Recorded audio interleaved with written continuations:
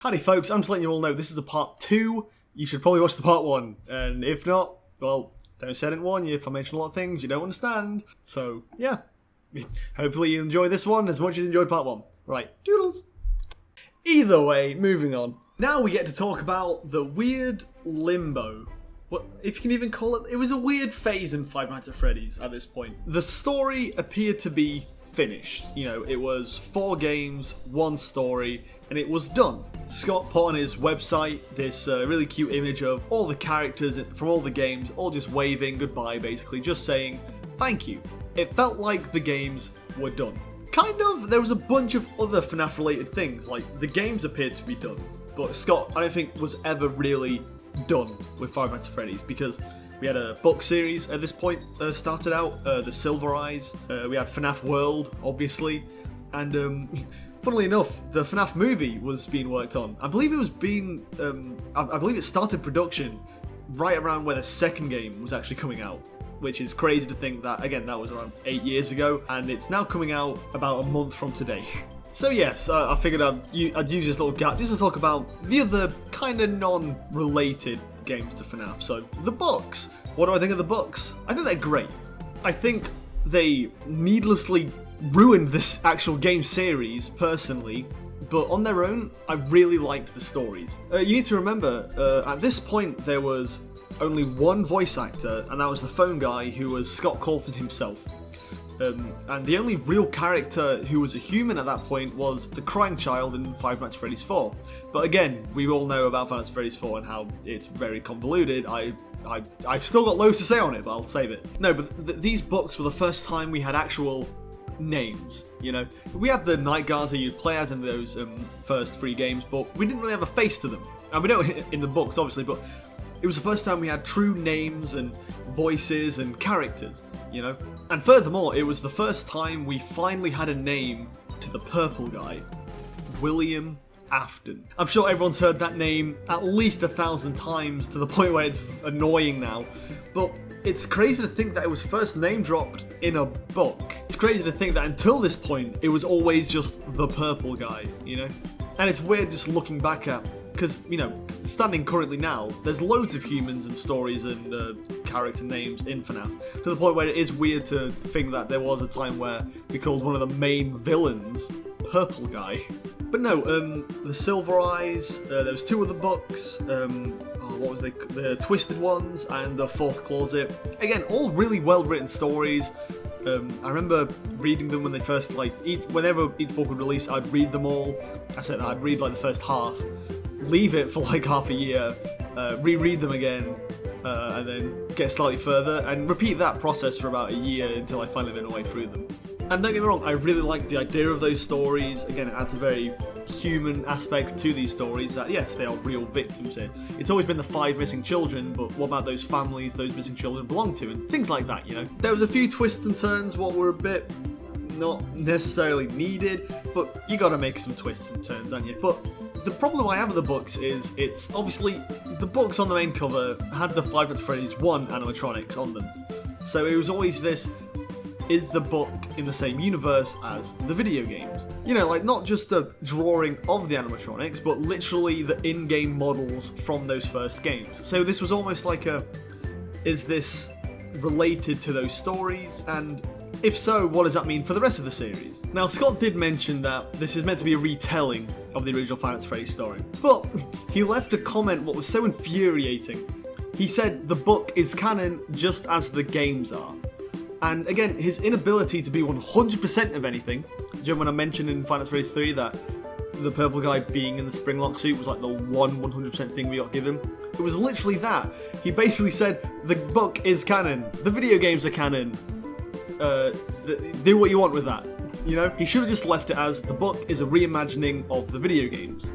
And everyone would have gone, oh yeah, because the book is its own continuity, not related to the games necessarily in that regard. But no, he said the book is canon just as the games are. I don't know, maybe I was a dumb kid when I read it, and I was confused. And maybe that was just me. Maybe everybody else figured it out, and I was just being a dumb kid. But either way. And my other problem with the books is, I love that it introduces a lot of new things to the Five Nights at Freddy's series. Again, it introduces characters, it gave us William Afton.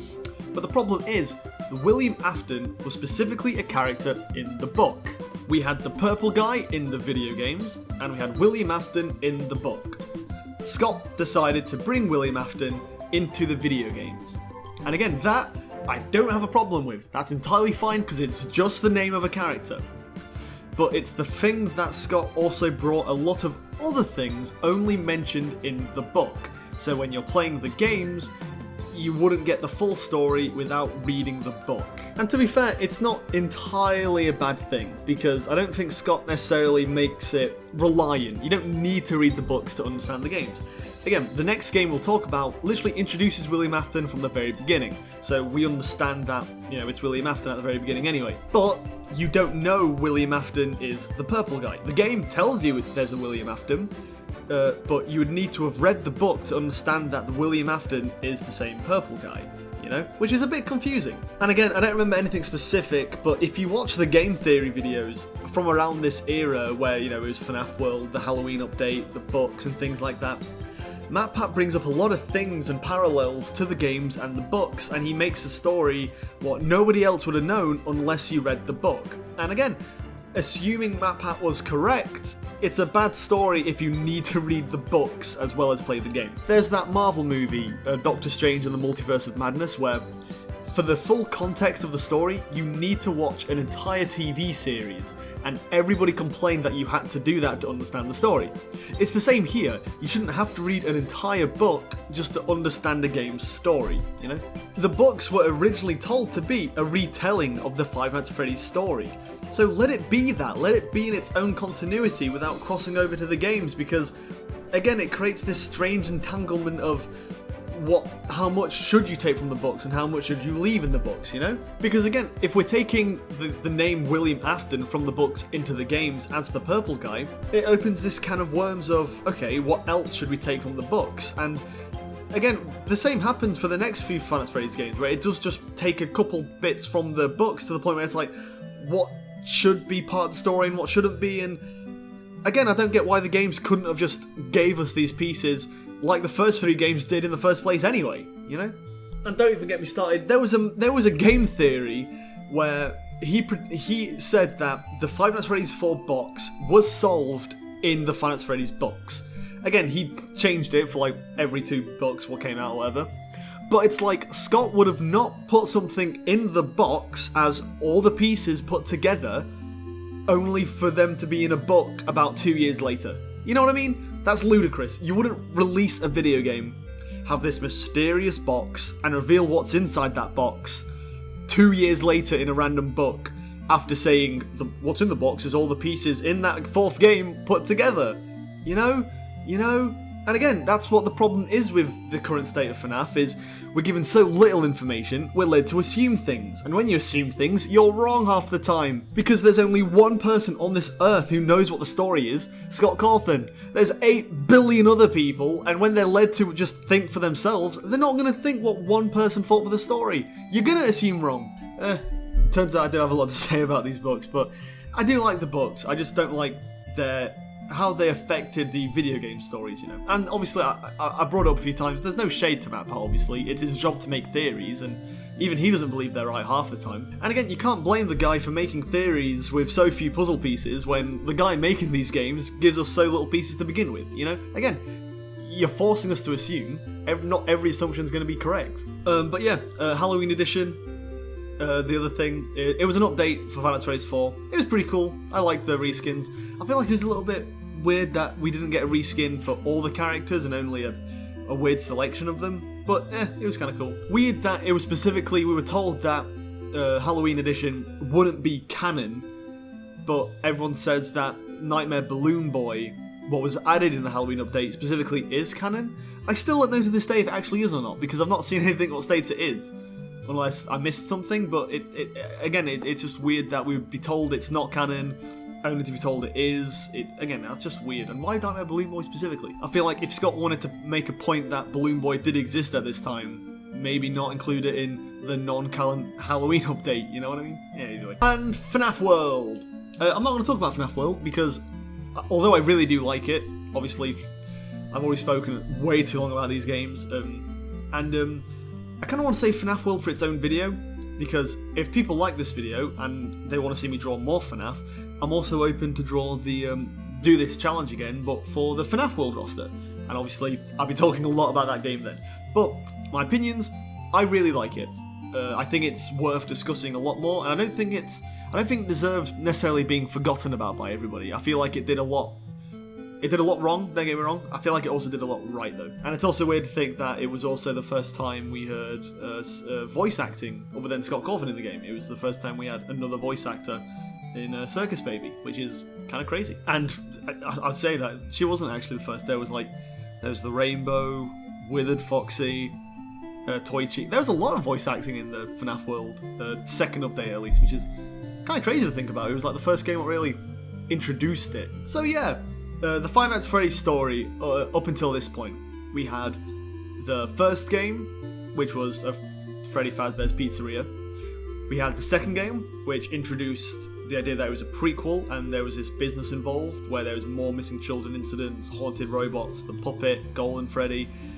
Then we learned that 30 years later, Fazbear Fright burns down. Again, we had this beginning, middle, and end story of a puppet being killed, 5 children going missing, 5 more children going missing, haunted robots, the toy location being closed, the FNAF 1 location opening, then the Springlock suits and whatever, and then Fazbear Fright. So the beginning, middle, and end, you know. And then FNAF 4 kind of being this, is this all a dream? I feel like even then it wasn't portrayed very well, personally. I'd like FNAF 4, I do promise you, it's just that storytelling it's annoying. Either way though, assuming Five Nights at Freddy's 4 isn't just the dream theory anymore, we've got this Fredbear's Family Diner location where the crying child had nightmares. We had then that closed down and reopened as the new and improved Freddy Fazbear's, which also closed and reopened as the FNAF 1 location, which later closed, and then Fazbear Fright's opened 30 years later, and then burnt down to the ground. And that was the FNAF story, pretty much, I think. I've not seen any theory vids in a long time, but yeah, so we have the 4 stories. We're going to ignore all that and go to the sister location right after I explain my drawings real quick. Yeah, I really like these ones. I wanted to go a little bit crazy and weird with them. And now we jump into Five Nights at Freddy's sister location. There was never just one. Now, I remember being very interested in this game, because obviously, I didn't really mention it, but by the time Five Nights at Freddy's 4 rolled around, all my friends were once really excited and freaking out about Five Nights at Freddy's, all kind of grew out of it. I was pretty much like the only kid. I went from, 1 in 20 kids loving Five Nights at Freddy's to pretty much the only one who was still kind of interested in the series. And again, I was interested because, again, at this point, the main 4 stories, again, Five Nights at Freddy's said it was the last chapter. It was over. And Fnaf World felt like, the ending to it. We had all the books, what seemed to be of different universes. It felt like the idea of Five Nights at Freddy's 1 to 4 was just the telling of a Five Nights at Freddy's story. You know how, there's a bunch of different Spider-Man stories or a bunch of different Batman stories, all in different continuities and universes and things like that. Five Nights at Freddy's 1 to 4 felt like its own story, and now Scott was ready to branch out to other versions of that story, so the books. And I thought this location was just another version of retelling that story. I assumed it was in the same universe as the first 4 games. I just assumed it had very little to anything to actually do with it. And yeah, I was kinda right. Now, Sister Location does hold a special place in my memories because it was one of the first times where, again, this came out, it's crazy to think that this only came out only 2 years after the first Five Nights at Freddy's game, because it felt like ages after the Five Nights at Freddy's 4 Sister Location came out. It's crazy. Scott makes these games like gumballs pop out of a machine. Wowzers. No, but I remember I was older than how old I was when the first Five Nights at Freddy's game came out, and I remember just being old enough to. I asked my mum, a new game came out, can I buy it? And she was like, yeah, sure.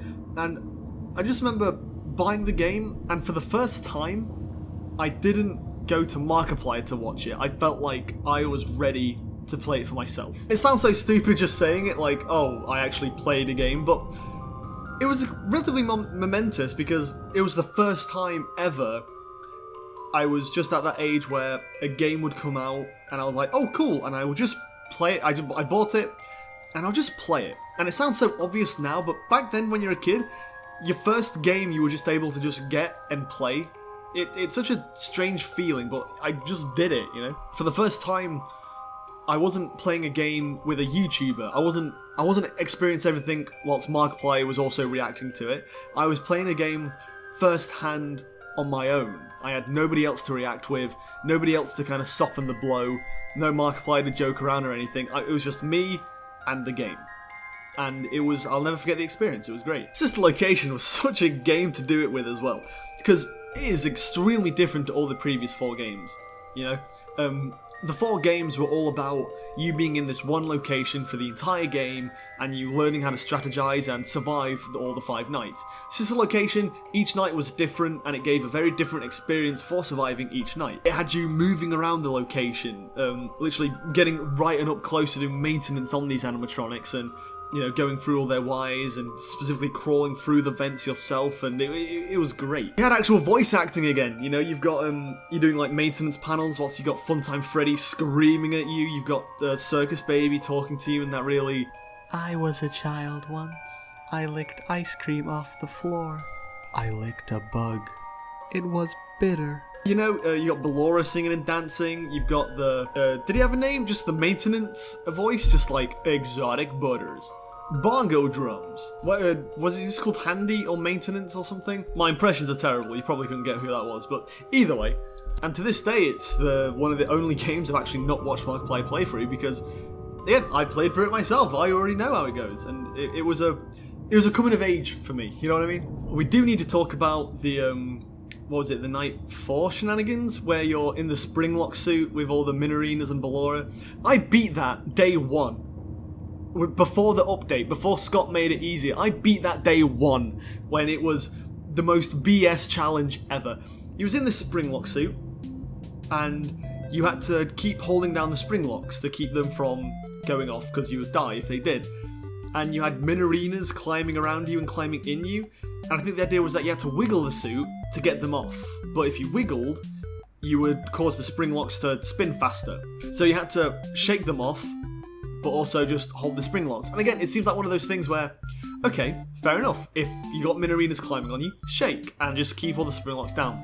It didn't seem very well thought out though, because obviously there's a lot of unfair death, because, well, you just get a bunch of Minorinas, what you'd have to shake off, but you'd shake too much, and the spring locks would go off anyway, and if you didn't shake them off, the Minorinas would kill you. It didn't feel very thought out. It was a cool set piece, I'll give him that. It just didn't seem incredibly well thought out, and I wonder how many people actually had tested on that, because I feel like there would at least been one person testing it saying it was way too difficult. But either way, it was also just so weird thinking about it, because again, still this day we're not 100% sure on what that springlock suit was, because again, on night 4 you get put into a springlock suit, and I'm pretty sure it was meant to be a Funtime springlock suit.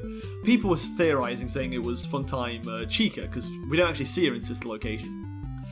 You know, we've got Funtime Freddy, Funtime Foxy, but no Funtime Chica, and everyone was saying maybe that was her suit. And Scott was actually asked for this in an interview, and he specifically, it was one of 2 questions he actually didn't answer. So it's kind of weird. It's kind of a weird question that he wouldn't answer to this day, because what implications of the lore would that mean? Like, if any, you know? Makes you wonder if he ever had, like, bigger plans for that suit reveal, or I don't know. But yeah, when you're in that suit, there's a bunch of Minorinas climbing in your suit as well. Again, I was an older kid, I was still relatively young, and I was just freaking out, and it was scary, you know? Again, the actual Funtime designs aren't necessarily scary. They're very creepy and doll-like, but not scary. But, again, unlike Fnaf World 2, where they are just very toy-like, and the locations are very scary, and the game is very scary, the designs themselves aren't incredibly scary, but you get put in a lot of scenarios and set pieces that are very scary. Looking at Funtime Freddy, he's not all that scary, but when you're put on a conveyor belt and he's right by your face and his puppet goes missing and you have to find him before he jumps at you and eats your face, yeah, you're gonna get a lot more scared than that, you know? Or, you know, Funtime Foxy isn't incredibly scary, but when you're going through a pitch black room and all you have is a flashlight what only flashes for about a second, and he could be right in front of you at any second and you would have no idea until you flashed and get killed. Again, a very scary set piece. And obviously the reveal of the idea that all 4 Funtimes get scooped to, you know, scoop all themselves and turn into these, you know, tear themselves apart basically, just so they can crawl inside of you and scoop you and turn you into this abomination, like the robot in a human. That's a crazy twist and design, and again, it's something new to the Fnaf Freddy series without necessarily throwing out what could be possible in that series, you know? And that secret ending, oh wow. I remember going to that extras menu for the first time, and again, finding out that there is actually a secret room you could go to on night 5. And I was so proud that I actually figured it out on myself. Because again, this was like the night one the game came out, and I was looking through things, and I knew there was something more, because I felt like the game... I finished the game in one night. I was like, there's got to be more than this. And I remember going in that secret room, or at least finding it. If I remember, I remember going to that room, and then hearing like, you know, access denied. And I was like, what?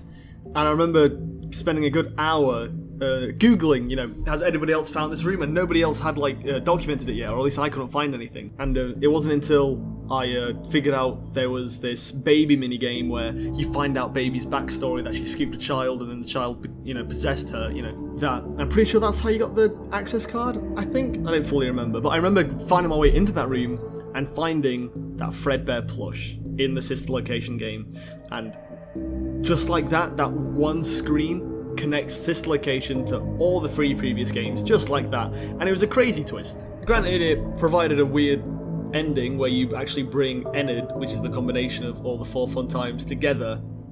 You bring them home with you. Although thinking back, I wonder if it was a case of, at the end of every night in sister location, you'd always go home to like watch some TV, and people say that the TV show was like relevant to the lore about the baby isn't mine or blah blah blah. Again, I feel like that's a pretty weird way of telling information relevant to the story, because in universe it's an animated cartoon show about vampire babies, you know? And considering there's a lot of comedic jokes in sister location, like exotic butters, bongo drums, eggs benedict, it's easy to assume that TV show you watch is just more comedic relief, but some people think it's relevant to the story. Frankly, I don't care enough to really know. But either way, if you do that secret ending where you go into the secret room on night 5, there's a callback to the original Fnaf Freddy's where it's 5 Nights at Enid's, which again was also really stupid difficult. I wonder if this location was like game tested as much, because that game was a lot more difficult than all the previous games. But either way, when you beat that, you go back to your home to watch more TV, but then it's revealed that rather Enid followed you home, or you specifically took Enid home with you. Which is weird and confusing, but luckily it's the non-canon ending, so I don't even need to talk about it or even think about it. Which again, it's weird why you'd include that, because I assume Scott wanted to include that for a reason, and not, unless he did just want to add some random secrets for the sake of it, but he realised, it's not really relevant to the story though. But either way, that's a bit weird. But the ending of Sister Location, oh my gosh. Again, it changed everything. Everybody was freaking the heck out at this. As I mentioned, there was an Enid what basically scooped the player out and climbed inside of them. So the player in Sister Location left the Sister Location with all the robots inside of him. And he looked in the mirror at the end of the game and showed purple eyes. Everybody, and I mean 95% of everybody who played this game, believed that this was the purple guy's origins. And everybody was freaking out, thinking maybe purple guy was actually the good guy and it was just Enid controlling him this whole time to murder the kids. And everyone was like, yeah, but how did Enid get into the Springlock suit as Springtrap? Because, you know, how would that work? Well, there's blood everywhere, blah, blah, blah. Which, again, you have to argue if all this convolution and alienation of the entire fan base was worth such a twist, and I wonder if Scott even intended for this twist. And again, I do wonder what Scott really intended with this, because I feel like he changed it straight after, because Sister Location received an update with its own custom night, so yay, thank you Scott, and basically changed the entire point of the story. There was a bunch of clues what would indicate that you were playing as William Afton, aka the purple guy. However, Scott kind of recontextualized them to make it more likely that you was actually playing as William's son, which I believe is Michael Afton, I think? Which again, super strange and weird that we'd introduce a second purple guy out of nowhere. It really feels like Scott did intend to show something with the purple guy, but everybody took it the wrong way, and he was like, uh-oh, well, I've accidentally introduced a purple guy, what everybody thinks is wrong. So now I need to recontextualize it, and turns out, no, it's the second purple guy. The original purple guy is still an evil person who murdered children. I do wonder if everybody got confused and he had to change it so everybody was back on track, but it just made people more confused. And especially considering this game this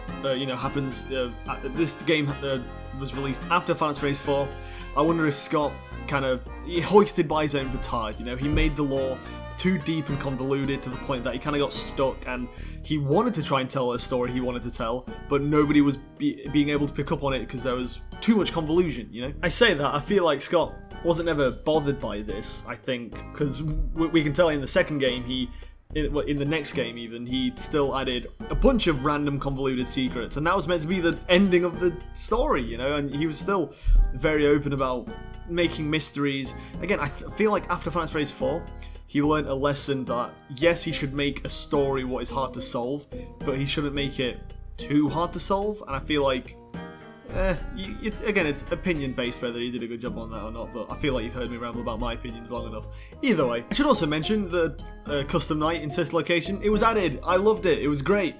And again, it just kind of proves that Fnaf Freddy's 3 and 4 could have easily had a custom night with just a few extra assets thrown in and added as a true extra mode, like in how Sister Location did it, but it happened now, it's whatever, yeah, whatever. And again, it's in those cutscenes we get the strange reveal of the guy who got scooped and ended in Sister Location ended up turning into a purple guy, which is so weird, and then he sends a message to his father, it's me, Michael, to his father, William Afton, who is Springtrap in the burnt Fazbear Frights. And again, it's one of those, I wonder if Scott really intended that when Sister Location came out, or if he had to just change everything, because again, it's one of those, I wish I could find out, how people like to do like recreations of video games when, like Super Mario World, but using all of its beta assets, something like that, like recreating Sonic 1's beta, I'd really love to see things like, the original Sister Location, how Scott intended, and just learn about.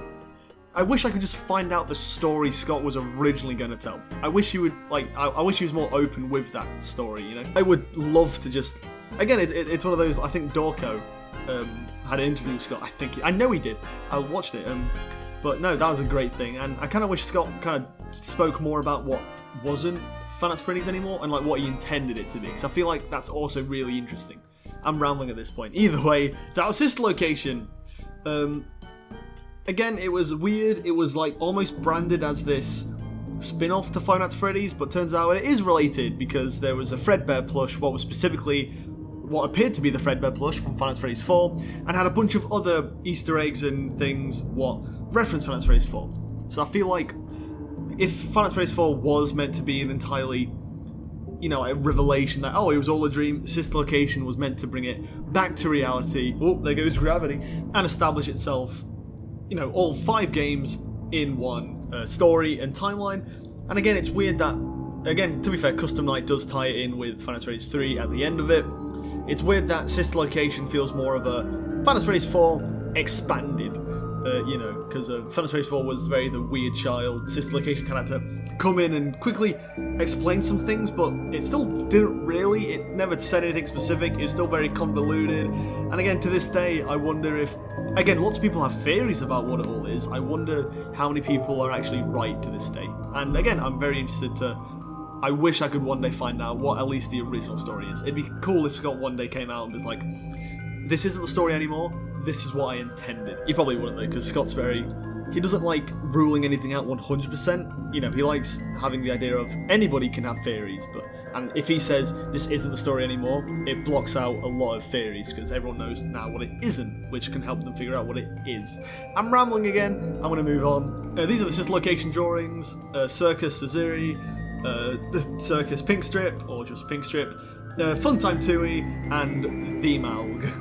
I'm not entirely proud of these ones, but they get the job done. I won't self-critique too much. This entire thing was just because I wanted to draw a lot of fun things, and I at least had fun drawing them, at the very least, Anyway, on to Freddy Fazbear's Pizzeria Simulator, better known as Five Nights at Freddy's 6. Again, thinking back at this time, super weird that this game only came out a year after Sister Location. It felt like a really long time between these two games. I wonder if it felt longer because Scott basically said he wanted to not work on Final Fantasy 6. I remember reading the article that, Scott has ceased work on Final Fantasy 6. Something about he was like neglecting the rest of his life to specifically build up to this monumental expectation of the 6th game.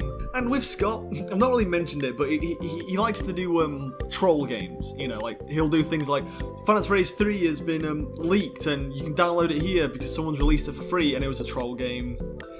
Something happened to Final Fantasy Sister Location. He said the game was way too gory. Here's the gore version. It's really not good though, so be careful. And that was a troll game. So I remember reading this and just being like wasn't sure if I could trust it in the nicest way possible. Obviously, if Scott really was having problems in his everyday life, I'm sorry about that, but you've got to set the I understand patterns, and that felt like just another fake out, especially because I'm pretty sure I didn't really pay much attention at this point, but I'm pretty sure there was something where he was teasing a conversation and we weren't exactly sure who that conversation was between. In hindsight, we now know it was between Circus Baby and Enid, because at this point all the Sister Location animatronics are all in one Enid. They got spewed out by the Michael. They scooped Michael, put Enid inside of him, then Michael turns purple and spews out Enid. It's really weird, I know, but I'm pretty sure the rest of Enid is like, baby, get out of us, because she was trying too hard to control them. So now Enid only has Ballora, Funtime Freddy, and Funtime Foxy, and Circus Baby is left on her own, and they both build up their own bodies from then. Okay, it's weird, I know. But I'm gonna be honest, I was kind of out of Final Fantasy Freddy at this point. I feel like I reached my maturity out of this series, Again, at this point, I was like the last person really caring about Final Fantasy Freddy at this point, and I was at that point where it was just... I just kind of fell out of it, mostly just because the story was too convoluting to me. Again, at this point, I'm pretty sure the Twisted Ones, the second book was out. I don't think the third book was out yet, but I remember reading the second book and enjoying it, but it just added a bunch of new random things. There was like this modulator, what basically made Funtime animatronics look like Nightmare animatronics. It was very weird. And again, it was cool for a story element, but when reading it, all I could think about was, is this going to be part of the next game, and is this going to, and again, it felt like I was realizing, am I reading this because I want to, or am I reading this because I want to be prepared for the 6th game, you know what I mean? And to be fair, thinking back, I'm pretty sure not much was needed from those books. I know I was moaning about it a lot earlier. I don't think it's really too bad. I wonder if it's more on the theorists who use the book more as reasoning for their own theories than the book itself just existing. You know what I mean? Maybe it is just me. I don't know. But yeah, I was kind of out of Final Fantasy Freddy's the loop, if you will, for a while. I was kind of focusing on more of my own things. I'm pretty sure I was finishing my last year of school, if I remember. So I kind of couldn't really focus on mechanical bears and rabbits and whatnot. And for the longest time, Final Fantasy Freddy's was a huge inspiration in the way I did my storytelling. And this was kind of when I started looking at other inspirations and starting to make other games with those other inspirations, Looking to other ways of storytelling rather than the way Final Fantasy Freddy's did it, and looking into other stories. And I was just growing up and wanting to focus on my own original things to begin with, and I couldn't really focus on other things of other people's. I can word. I think it's also worth mentioning, at this point, Final Fantasy Freddy's has been out for, even though it's just 3 years, which is crazy to think back then, it's like FNAF 6 only came out 3 years after the first one.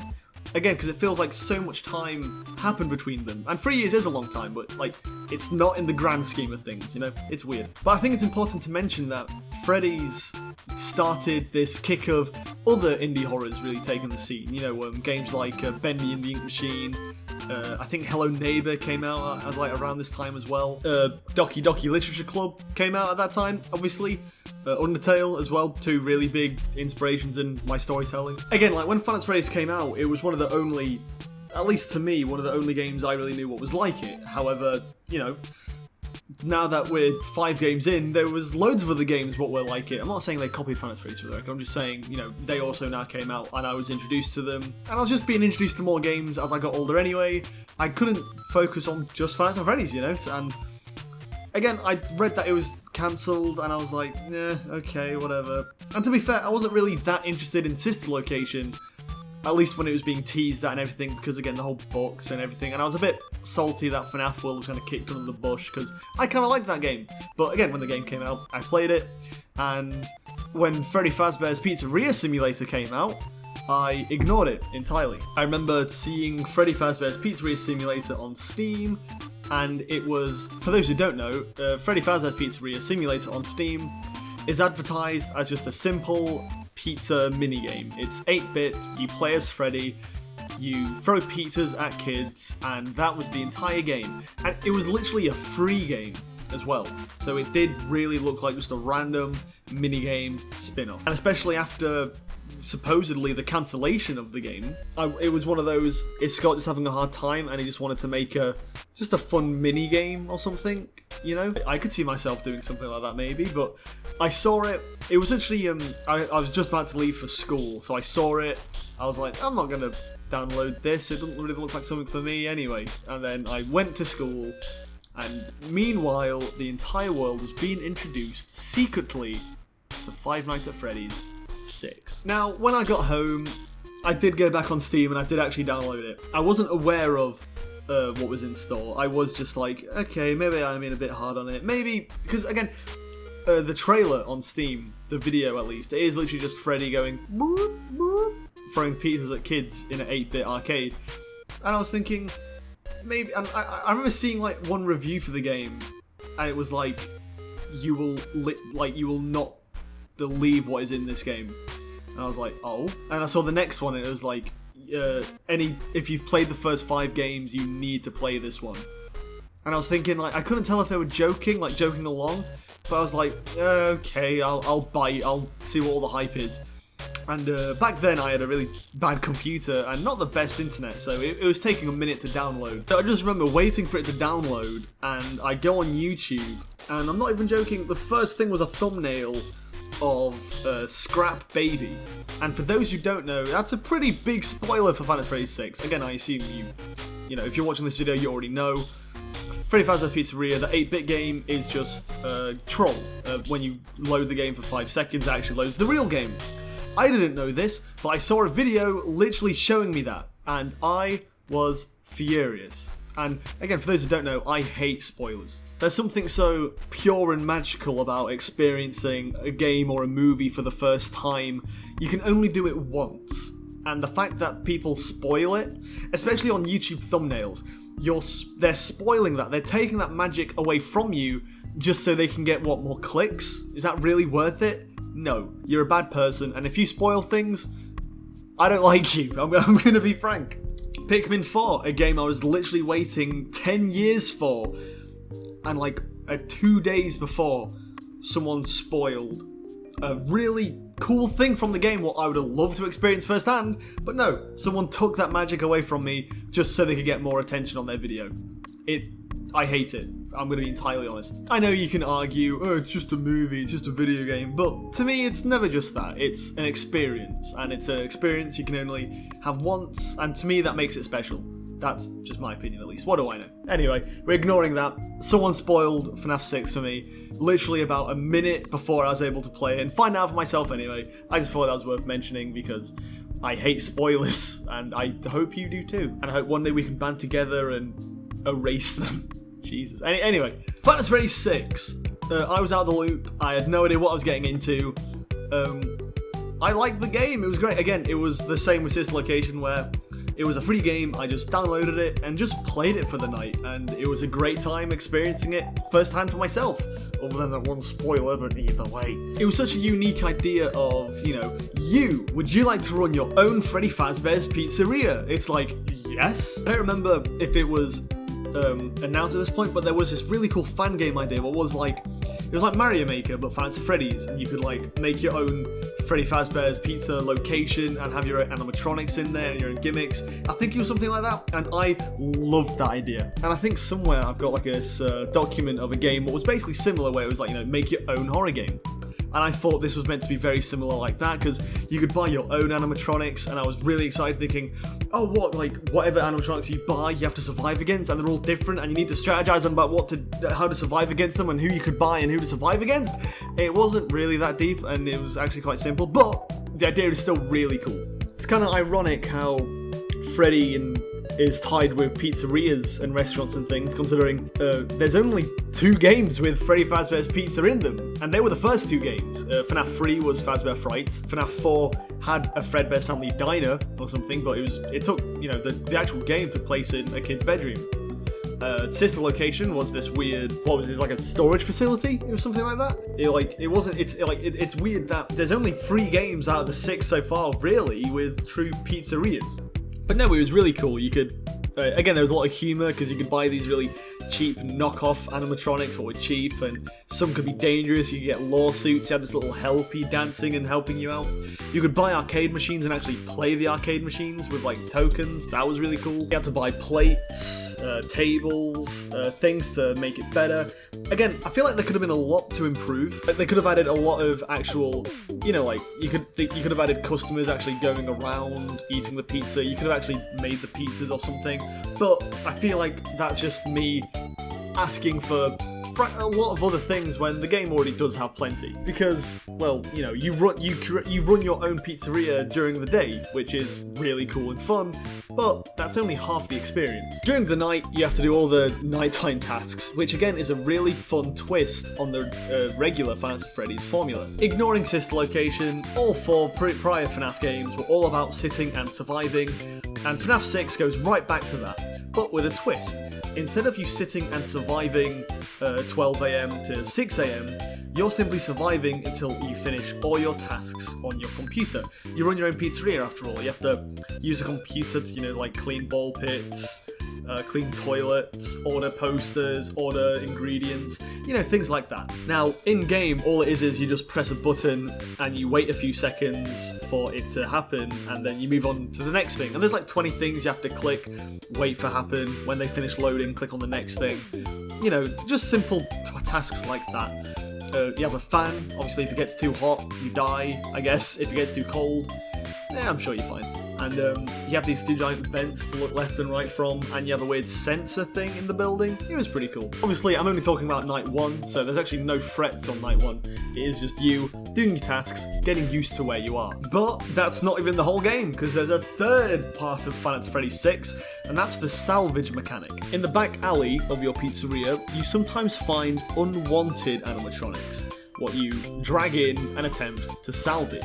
These are obviously Molten Freddy, Scrap Baby, William Afton, and Lefty. Molten Freddy being what's left of Enid, Scrap Baby being what's left of Baby, William Afton being the new Springtrap, and Lefty being the puppet. Ignoring the 5 missing children, arguably the 4 biggest characters in the Five Nights at Freddy's series. Obviously, it's safe to assume that the original 5 missing children probably got released at the end of Five Nights at Freddy's 3 in the good ending. So personally, I do think the good ending is canon in some regard. So yeah, you run your pizzeria, you buy animatronics, try and fend off lawsuits, play mini-games, what sometimes show law, sometimes don't, and in the night, survive against the 4 horrors that have been attracted to the pizzeria in the first place. Until, at the end, it all burns down to the ground, and it reveals this entire pizzeria was just a trap to lure Lefty, Molten Freddy, Scrap Baby, and William Afton. It was meant to lure them all in, trap them in, and burn them all to the ground where it can end for everybody. This ends for all of us. End communication. Except no, I'm still going to talk. Again, I think Five Nights at Freddy's is great for having twist endings, whether it's the FNAF 2 twist that, oh, this might be a prequel, the FNAF 3 twist that, oh, this Springtrap is actually the purple guy, the FNAF 4 twist that, oh, he got bitten by Fredbear and probably died, the Sister Location twist of the purple guy not being the purple guy, or the purple eyes, or whatever you want to take from Sister Location. But this twist, it's just because this whole time you've not really been a character. You know, in Five Nights at Freddy's 1, 2, and 3, you've been the Night Guard, FNAF 4, you're the Crime Child, FNAF Sister Location, who even knows who you're playing as. But this game, you were meant to be you. This was all meant to be you're running your own pizzeria, you're having fun, but then at the end it's the twist of, no, wait, you're part of this. I'm pretty sure it's meant to be you are the purple guy's son, Michael returning as well. It ends for everybody. But like, it's the twist of, you weren't expecting it because you didn't know you were a character at that point. You were just having fun running your own pizzeria. But at the end of night 5, if you do get all 5 characters, all 4 even, in the pizzeria, it all burns down with all of them. And that's just a crazy ending twist. I thought it was really cool. And weirdly enough, it's the only Five Nights at Freddy's without any extras whatsoever. It's literally the game where run a pizzeria for 5 nights, and then the game ends. Like, no night 6, no custom night, no extras menu, nothing. It's not entirely true. There are a few endings you can get, obviously. You could always not bring all 4 animatronics in, you know. Like, I believe when you do find animatronics in the back alley, instead of salvage them, you can just throw them back out into the alley and they don't get into the restaurant. So you can just have Molten Freddy, Scrap Baby, and Lefty, leave William Afton out, and obviously that's the bad ending, because it needs everybody for it to work. So I'm pretty sure the trap is set by, I think his name is Henry. Again, a character brought up by the books, and you're expected to know in the game. Awesome. But, no, Henry was, I believe, the old business partner to William Afton, who made Freddy's with him. And again, I'm pretty sure the puppet is his daughter, which is just... again, I feel like you'd have only known that if you read the books, which I did read the book, and even I didn't know that. So why? Thanks. Awesome. Cool. But either way, turns out it was him setting this entire trap. And if you don't bring all 4, he has a go at you like, you idiot. I needed all 4. Bad ending. And the game ends. There's obviously a bunch of other extra endings where there's this really sick monologue where Henry explains more or less the entire series of, you know, very cryptically just how he let a wound bleed out and affect everybody else, how, in the sense of, you know, his daughter, the puppet, was killed, and that spread out to the 5 missing children incident, Five Nights at Freddy's 2, 3, 4, sister location, you know, it was all explained very cryptically in that one monologue, which is sick. Still get shivers listening to it. You get a bunch of these, like, blueprints as well, with, you find out that Molten Freddy has this thing called, Remnant. You find out the Scooper from Sister Location also extracted Remnant. And apparently Remnant is meant to be like the embodiment of what keeps robots alive. And it's the whole reason all the animatronics are possessed in the first place. And it's just like, that's not relevant at all. You could just have possessed, just... it annoys me that had to be explained because it didn't need to be. It was just these kids possessed the robots. What? Why did you need to get Remnant involved? Like, what? Just have the kids possess the... You know what I mean? That it seemed like a weird thing to add because it's just more things to be aware of, which is just... I don't know. Again, FNAF 6 is meant to be the ending. It's meant to wrap up all the loose ends and burn it all down for good.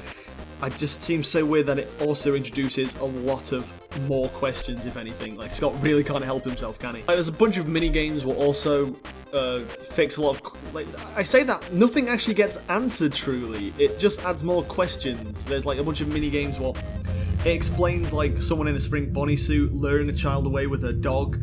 How's that relevant to the story? I remember watching a game theory about Matt Pat was explaining that Mangle was actually possessed by a dog. And I'm there like, but we know in the Five Nights at Freddy's 2 location, there was 5 more missing children for Balloon Boy, Toy Freddy, Toy Bonnie, Toy Chica, and the Mangle. They're all possessed by the kids. And even if there was a dog being possessed by Mangle, how is that relevant to the rest of the story? You know, like, that doesn't add anything to the story. That's just more convolution for the sake of more convolution. You know what I mean? And it creates this battle of, who do I blame? Do I blame Scott Cawthon for making everything so convoluted, or Matt Pat for just grasping at literally anything? Because I feel like both of them are just doing their jobs. I don't know if either of them are doing it well. At least in this instance, obviously. No shade at either of them. One more to both of them. But no, there's also that mini game what, like, it introduces an orange guy. And it's like, what? And it's like, is it meant to represent... And again, we see human-ish looking people in that mini-game. Well, at least look more human than just, like... They look like Seidel characters, you know? The way they're just, like, one block colour, you know? Why not just make him a normal human at that point? But no, because people would then know if it was or wasn't William Afton at that point, so he has to add the mystery. And it's like, if the orange is specifically, like, there for a reason... why? There's nothing to grasp at what would make you think so. Considering it's driving a purple car in that minigame, the same purple car what was in Final Freddy's 2, it just seems weird that he would change it to be orange, seemingly for no reason, unless that's meant to represent before he was evil. But if he just murdered a kid at that point, and again, I'm rambling, and it feels like I wonder if a lot of people don't understand what I'm rambling about, just because I don't even understand what I'm rambling about, because the story is that convoluted. Either way, like, the game kind of depicts itself as we tie up all the loose ends in the FNAF story, but I don't think it does at all, actually. Especially if we do take FNAF 3 for what it's worth, that the place already burnt down to the ground, all the FNAF 1 and 2 children passed on, except the puppet, for some reason, I guess. Again, we got the crying child from FNAF 4, who died anyway. Who knows where he is? Who knows how any of this is relevant to it? The sister location, I mean, yeah, Circus Baby and Molten Freddy, and they get burnt and killed by the end of it, so I guess they're resolved.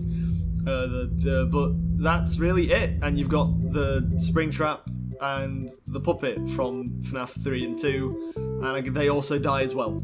So that's it. I feel like everything else just is needlessly convoluted and known. Like, why is there a dog there? Why is there a minigame where you see Golden Bonnie lure a child away, supposedly to murder her, with the promise of a dead dog?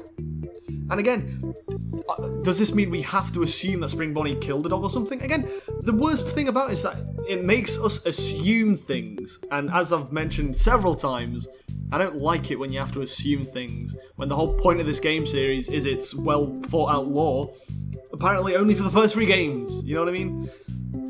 No, I do like Final Freddy 6. I think it works as a good wrap up.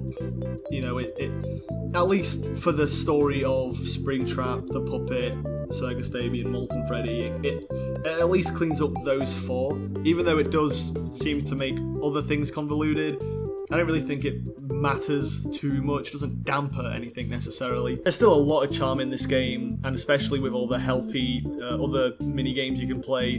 Funtime Chica's there, which is really funny.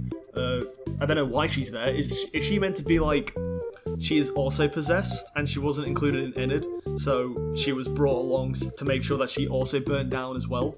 You know what I mean? She is missing a chest plate, so I do assume that is this meant to be like, oh, she is slightly old and withered kind of thing, because she's been in that location for a while left. And again, I feel like it would have been a lot cooler to, again, have it like a really custom pizzeria simulator, where you, like, whatever animatronics you get, again, maybe it is a sense of, like, Lefty can control them, because the puppet gives gifts, gives life, or Molten Freddy could have wormed his way into the other animatronics, and so whatever animatronics you buy, you have to defend yourself from. I think that would have been really cool, because, again, imagine how cool a speedrunning community would be in a game where you have to buy custom animatronics knowing you have to survive against them in the night. So it's like, I could buy Pork Patch, because I'd get a lot more money the next day with revenue, but he's hard to survive against. So it's this, is it worth surviving against? Because if I die, well, it's going to be annoying to beat that night, but I'll get more money in the long term, I feel like that would have been a lot more fun a game, but that's not to say this isn't fun for what we already have. Plus, whenever you do think of a fun game idea, it's always like, oh wait, I can just do that one day if I ever get around to actually doing things. Either way, and also the music. I didn't really mention the music in Sister Location, because it was mostly atmospheric music, there's a term for it, I'm pretty sure, but I forgot. Brilliant. But no, Fnaf World had custom music, and that was great, but I forgot to mention it because I didn't really speak about it. But Pizzeria Simulator has great music. I'm using most of it in the background. I hope it's playing right now, because if not, oops. But no, I should be using at least some in the background for this, and it is really catchy. There's one song what sounds weirdly like Odyssey, the Odyssey song from Super Mario Odyssey. I'm not going to play it because Nintendo will, I don't know what they do, but it's never a good thing, is it? So I'll just, if you know, you know. If you don't, oh well. Again, the voice acting's great. It feels a lot more like a lived-in world with more truer characters. It does remove a lot of the horror, because obviously the reason the first game was so scary was because you were so alone kind of thing, and this feels a lot more, you're not alone. There's a bunch of other characters talking and things, which does remove a little bit, but it still adds a lot of charm and personality to everything, and it's still really good. It really does feel like all the best parts of all the previous FNAF games all kind of rolled into one. You've got the cramped office space surviving overnight from Fnaf Freddy's 1, you've got the world building from Fnaf Freddy's 2, you've got the ending aspect from Fnaf Freddy's 3, you've got all the bullcrap reasons that don't make sense from Fnaf Freddy's 4, and you've got the professional sound design and voice acting from Sister Location, and all the great music from Fnaf World. See, I'm not going to forget about Fnaf World, I love that game. And yeah, it's crazy to think that in only, 3 years, Scott made FNAF 1, 2, 3, 4, Sister Location, Halloween Edition, the Sister Location, and FNAF 6. How does that man sleep? He made three books as well in that time? And he was making a movie, and he was working on the VR title since before FNAF 6 as well.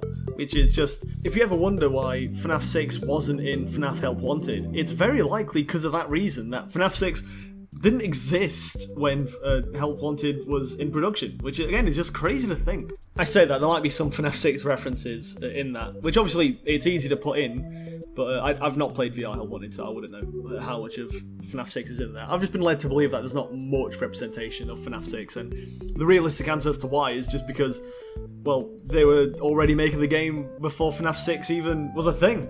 But yeah, that was FNAF 6. Just a weird romp. It had the weird daytime minigame, which, again, was fun. I feel like they could have, Scott could have expanded on it more, to be more like a real Pizzeria simulator, but obviously the point wasn't to be a great Pizzeria simulator, it was more just to be a FNAF 6, and that part, they did pretty good. Scott did mention that he might have done an endless Pizzeria simulator mode, and I would have loved that idea. I feel like Scott Cawthon doesn't really make. I don't think he heads much of the games anymore. But if he was to ever just make another cute, fun, small game, I'd have loved for him to revisit Pizzeria Simulator. Again, almost like Ultimate Custom Night, where it has all the animatronics. You can make your own location. You don't even need to be a horror aspect or whatever. Just the idea of, if you're making a Fazbear Frights location, buy the Nightmare animatronics, because there's a scare factor and you have to scare the guests the most, and you get more points based on how much you scare them. Or if you want it to be a kid-friendly location, buy the Fun Times or the toy animatronics, or things like that, I feel like it would be really cool to balance running a horror location, a pizza location, or a kiddie location, or things like that. And you can use all the animatronics from all the series to do that. And again, make it non-canon, make it Enid animatronic or something. You don't need to make it. Not everything needs to be canon or have lore. It can just be a fun, for the heck of it game. And I feel like it'd be really fun to play. Like a real Pizzeria Tycoon kind of game where you run several locations. There could be a thing where you run one FNAF location, and then you can make the new and improved FNAF location, and that's how you unlock the toy animatronics or something. I'm rambling at this point. I just feel like the idea, it should definitely not be slept on. It's definitely something that could do pretty good. But again, if Scott don't make it, and if I ever make a game about animatronics in Pizzeria Restaurant, I at least know what I'm doing afterwards. But Scott didn't make an endless Pizzeria mode. What he did do was an ultimate custom night mode, and this was great. I mean, you can tell it's great. This is literally what I've been drawing for the past 2 hours now. Jeez. For the record, this entire drawing did actually take, I think it was 25 hours, which is crazy. But either way, let's, ultimate custom night. So, FNAF 6 was supposedly the ending. The Freddy Fazbear's burnt down and everything with it. It ends for all of us. The end. Scott made FNAF Ultimate Custom Night as one last hurrah to really say goodbye to the series, almost the same way Fnaf World was meant to do, which is crazy considering that was 3 games ago. 50 animatronics, all from all the previous games, FNAF 1, 2, 3, 4, 5 and 6, and FNAF World. Finally, Scott recognised it. Technically there's more than 50 because there's Dee Dee and Fredbear and Charlie. Forget about it, there's 50 guys from all the previous games. Hurrah! It looked great.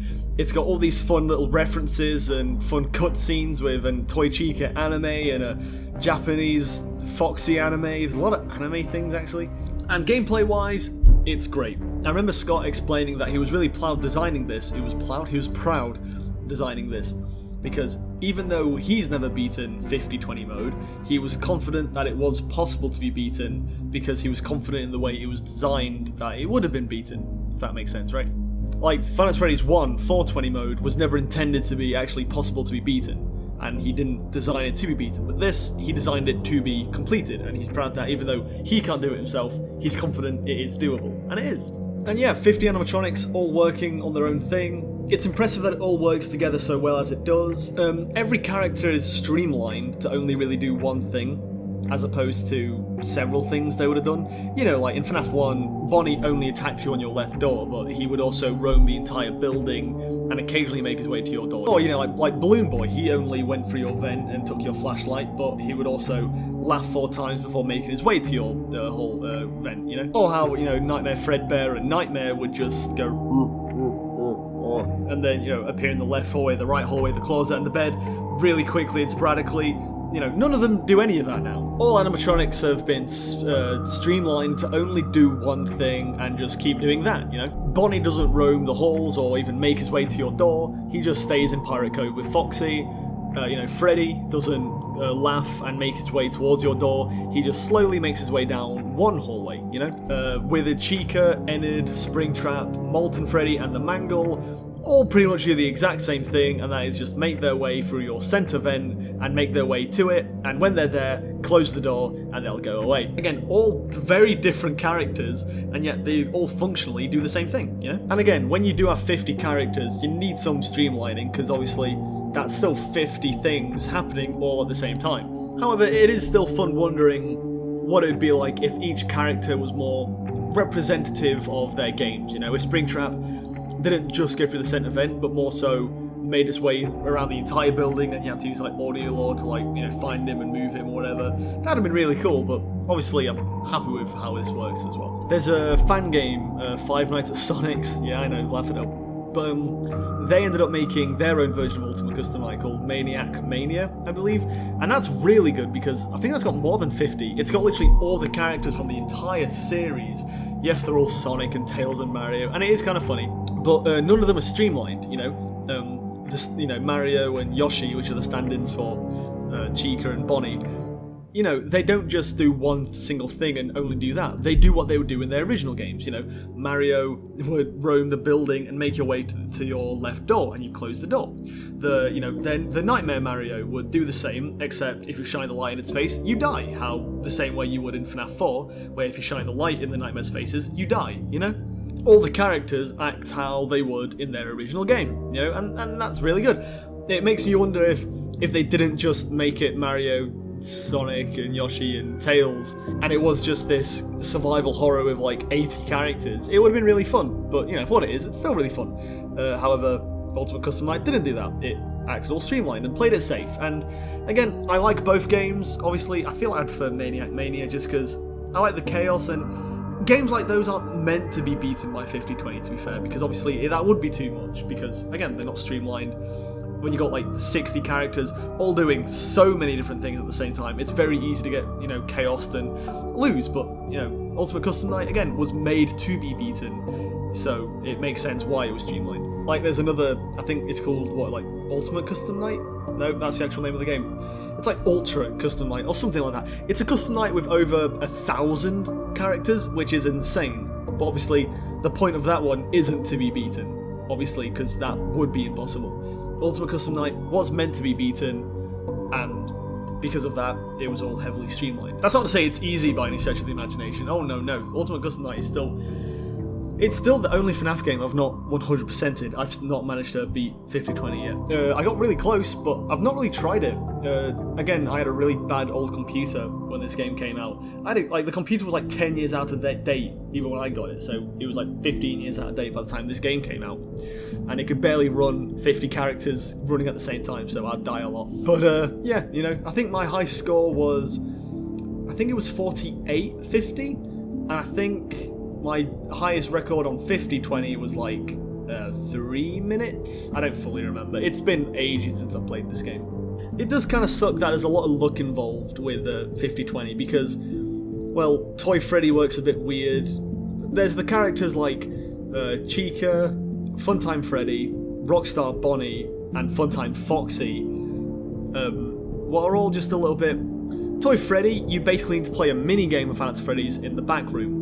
However, the only way you can realistically beat 50-20 is by stalling Circus Baby, Nightmare Bonnie, and Nightmare Mangle. And the way those three work is, well, so you play the night, you collect coins, and you need to buy their plushies before they kill you. And their plushies cost like 20 coins. So you need 60. And I don't think it's possible to get that much coins in that amount of time to beat them. The only way you can beat 50-20, from my knowledge, is to just stall them. If your camera is on them, they won't move and they won't kill you. So you can get away without buying their plushies. But you need to change the camera to use to do Toy Freddy. And obviously the second you click on Toy Freddy, Circus Baby, Nightmare Bonnie and Nightmare Mangle would all pile onto you because you haven't bought their plush and they would kill you. And, well, yeah, that's a little bit BS. And like, I'm watching these people beat 50-20, and it all seems to just be very luck that Toy Freddy doesn't kill you, even though he should have done, you know? And there's a lot of luck that Rockstar Bonnie, because again, if he appears, you need to pick up his guitar.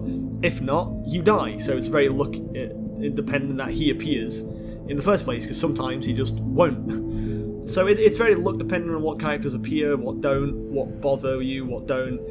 Which is a little bit bad. Again, bad design if it's luck dependent, but it's for what it is, it's still a fun game. It's the reason I kind of gave up trying to beat 50-20 was because I was tired trying to work out how to work with Funtime Foxy, Toy Freddy, and Nightmare Bonnie and Mangle and Rockstar Bonnie. It was just a load of old faff, and it became more trouble than it was worth. So I gave up. But, that's not to say it's not a good game, obviously. It's still a great game. With a bunch of charm, like I said, with all the cutscenes. A lot of the characters are voice acted. We've got a bunch of, like, returning voice actors, like Toy Chica from Fnaf World. She's back, which is a really great touch. A bunch of older characters returned with voices, like Mangle, Foxy, Withered Bonnie and Chica, the Puppet, Nightmare Freddy, a bunch of these old characters. Well, again, when FNAF 1 came out, when the original 4 FNAF games came out, the only voice you had was Phone Guy. So hearing these characters talk for the first time, like, it was great. And obviously, the story aspect. It's not 100%, but I really like the implication that this entire custom night is William Afton's hell. The entire 6 games, you learn about the missing children incident. In the second game, you learn who supposedly did the missing children incident, the murderer. Fnaf Freddy's 3, you learn one of his fates being in the Springlock suit. FNAF 4, you learn nothing really about him other than he worked at Freddy Fazbear's, but I could have guessed that. Sister Location, you don't really learn much more about him anyway, but with the books, you learn a bit more about him, but again, you shouldn't need to read the books to learn more about him either. But either way, the entire 6 games, you learn about all the tragedy and the awful things this one man has done. And I love the idea that this last game ends the story with him being trapped and tormented by the monsters that he created, by the one he shouldn't have killed, I love the idea that it's Golden Freddy because the entire time, Freddy, Chica, Bonnie, Foxy and the Puppet, they were all able to move. They could act on their vengeance. Golden Freddy was the one who saved it. He couldn't move, even if he wanted to. He saved his vengeance for this exact moment. In Fnaf Freddy's 3, it all burnt down and its spirit was released, but supposedly not, because when Afton died, it turns out Golden Freddy was waiting for him. Was waiting to drag him back down, and boom! Ultimate Custom Night. Survive against all these horrors and monsters that you created. And I get a lot of people that Ultimate Custom Night can't be canon. But it's like, again, I feel like Scott did, because they're all referencing the one you shouldn't have killed. There's a lot of references that it is hell. Why shouldn't it be? And again, apparently, I've not played any game after this. Apparently Purple Guy does come back. I don't know. To me, personally, this is the ending. From that very first game, you were the one surviving in this pizzeria hell, surviving against creatures that one monster created. And the last game ends with that very monster now stuck surviving against every victim he's put here. As a narrative, I think it's a really great ending, and I love the implication that Old Man Consequences is meant to represent telling Golden Freddy to, leave the demon to his demons. Rest your own soul, stop tormenting him. And that's meant to be the ending. Which, if that is Old Man Consequences' reasonings, it does make you think, if there was more implications to him in Fnaf World in that regard. Was that also meant to be a purgatory or afterworld or something? Who knows? And it's kind of funny because if you look at the old teaser images when Scott was started teasing the roster for Ultimate Custom Night, there was originally going to be the adventure endo from Fnaf World and Candy Cadet and everything, but he actually removed them and he later added Golden Freddy.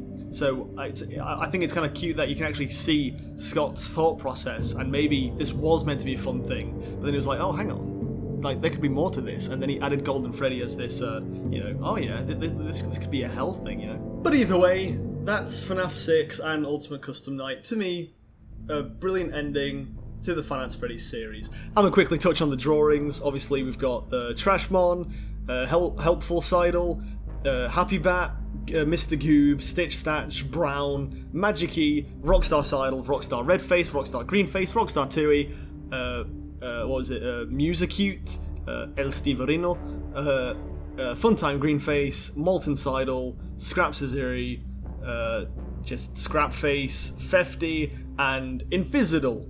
Wow, FNAF 6 has a lot of characters. Fun additional rules you can have when making your own, if you are doing this for yourself, the mediocre melodies. I like the idea that they were specifically meant to be like bootlegs, so I took 5 of my random characters and just bootlegged them, and also coloured them specifically off the mediocre melodies, just so they looked a lot more bootleg and unofficial, and you should do the same as well. And I did the same with the Trash Gang, I just chose 3 of my Seidelmon and just trashified them, simple as. And El Stiverino, El Chip, obviously being a Mexican parody of Chipper, Scott's old character. Steve is one of my oldest characters, so I did a Mexican version of him. So if you're doing this, you could do a Mexican parody of one of your older characters, And I really like the scrap animatronics. You can make your version of Lefty more of your version of Freddy or your version of the puppet. Since mine are the same, I kind of merge them together anyway, and Invisidal is an invisible narrator character anyway, so making the phone guy just fit. And yeah, these are all the characters. I hope you like them. I'm now going to end the video. I've been talking for way too long. But yeah, that was just me just rambling and talking about all the Five Nights at Freddy's games. The movie's coming out in a month, and I guess I should also touch on my opinions on that, because a lot of people are moaning about the red eyes or whatever. I don't care about that. Personally, I do think the animatronics kind of lose a lot. In the trailer, they actually squint their eyes, and I think that loses a lot of what made them scary in the first game, And I also touched on it in FNAF 4. I feel like the Nightmare animatronics aren't as scary as the FNAF 1 animatronics, and I feel like a lot of that is the lack of knowledge, right? When you look at the FNAF 1 animatronics, you can't tell what they're emoting. You can just look at their eyes looking at you, and that makes them scary. Think of the Mandela Catalogue and other analog horror. It's the creepy eyes without the mouth, and that's what makes it creepy. Look at Fake. Fake's not creepy at all, despite having the weird Mandela Catalogue eye or whatever, but if you removed his mouth, he's still not scary, but he's scarier, And I think in the FNAF movie, watching the animatronics squint their eyes as if they were looking, it humanizes them too much, and it makes them less scary. Again, that whole thing in the first FNAF games is they're trapped in this mask, what makes them look all happy and child-friendly, when really they're rotting and oozing mucus from their eyes and mouths, and you can't tell their emotions, And I felt like that's what made them scary in the first place. The FNAF movie kind of seems to have misses that. But again, I'm sure it's going to be a great movie or whatever. I'm going to watch it or whatever. Who cares about that? FNAF 1 to Ultimate Custom Night, to me, is a great story of just, a beginning to end. You've heard me ramble on about long enough, and again, I stopped playing after Ultimate Custom Night just because, again, there was like this handbook what was trying to explain a bunch of things, but watching game 3 just made it more convoluted. VR seemed, again, weirdly not canon, but kind of is, and I didn't watch any theories on that. I've got no idea what a glitch trap is, I don't know what anything of that is. Again, it's too convoluted, and I feel like it should have just ended with FNAF 6. It's a great ending, and Ultimate Custom Night is also the great ending of the main villain being stuck in hell. I feel like that's a great ending to the series. But FNAF isn't just this indie game made by one guy now, it's this whole franchise, merchandise. There's a lot to be said about how it kind of also ruined the idea of mascot horror, but I'll leave that for another day. I've been rambling way too long. Now, I know I've rambled for the past 2 hours about my complaints about the series and my opinions on the series, but you know what? I love Five Nights at Freddy's. I've kind of missed out a lot of the personal aspect. I was just kind of talking about the games as a whole, but I really wouldn't be the man I am today without Five Nights at Freddy's. Again, as dramatic as I might appear, I've always wanted to make games or write stories and make characters as a kid, but there was a time in my life where I had no confidence and I was given up in that aspect. I didn't want to. But it was Five Nights at Freddy's, and specifically people making fan games of their characters, which inspired me to make this awful game called Three Nights at Drawn Badly. I don't have anything of it left, sadly. It's entirely gone to time, but that's what got me back into game design and making characters, and it led this snowball effect, what literally is led to me making this channel now. So every Seidelmon, the Seidels in the first place, Tui, Redface, it's all owed to Five Nights at Freddy's. And it's crazy thinking back at each time a new game came out, I was at a slightly different point in my life, you know, whether I was a nerdy kid getting laughed at for talking about this weird horror game, or being with my best friends or theorizing about the second game coming out, or just having the third game out and me being like this guru to all the younger people who were like, you know, tell us about Five Nights at Freddy's lore, and I'd be like, oh, I shall. And you know, and then being old enough to just play Fnaf World and Sister Location on my own without needing to watch a YouTuber play it, and just experiencing the ending firsthand in Fnaf 6, and loving Ultimate Custom Night and just watching the series end. And it's crazy to think that it's so huge in pop culture now. There's, you know, AAA developed games, phone games, literally a movie. It's crazy watching firsthand from the front lines, seeing how Five Nights at Freddy's grew. And it's not just a small game made by one guy now, it's this entire multimedia franchise, and it's crazy, and it's been a wild ride, and I wouldn't have had it any other way. So thanks, Five Nights at Freddy's. And I'm not really a fan of it anymore, personally, the games.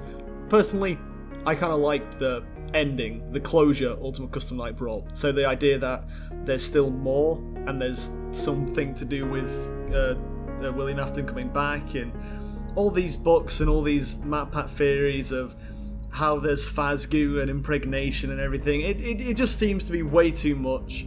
That, to me, Ultimate Custom Night is the ending. This story of 5 missing children bleeding out with a puppet, a golden Freddy, a Springtrap, and a baby, and all burning down, and the main murderer being trapped in eternal hell until Golden Freddy lets go. To me, that's the ending. I respect everybody else's opinion of, you know, whatever security breach and help wanted. Please don't spoil it in the comments, because I might play it at one point, but for now, Five Nights at Freddy's is over for me.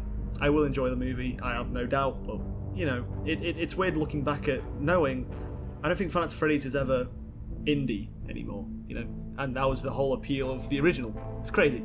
Either way, folks, I hope you enjoyed me just rambling about an old game that just means a lot to me and has a lot of history with me, and yeah, feel free in the comments to tell me your old experiences with the FNAF games, and let me know what you think of this art piece, and let me know if you also do your own Ultimate Custom Night Drawing Challenge.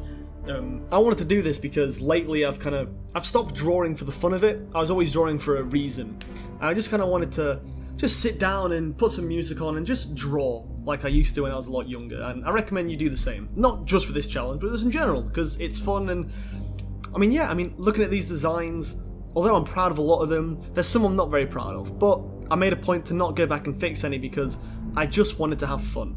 And you could say that, you could say that they're bad, you could say they're good, but I had fun with all of them, and that's all what counts. And if you're a nerd who likes to see other things like organised in different ways, I organised them by colour, by group, and by how long it took to draw them. I'm a weird nerd who does that for some reason. But either way, folks, I hope you enjoyed me rambling. I hope you enjoyed the drawing, whether you did this as like a podcast or you watched the entire drawing thing. Let me know if you liked it. Let me know if you'd want to see more of things like this. Again, Ultimate Custom Night, I could do another Ultimate Custom Night roster. I could do the Fnaf World roster.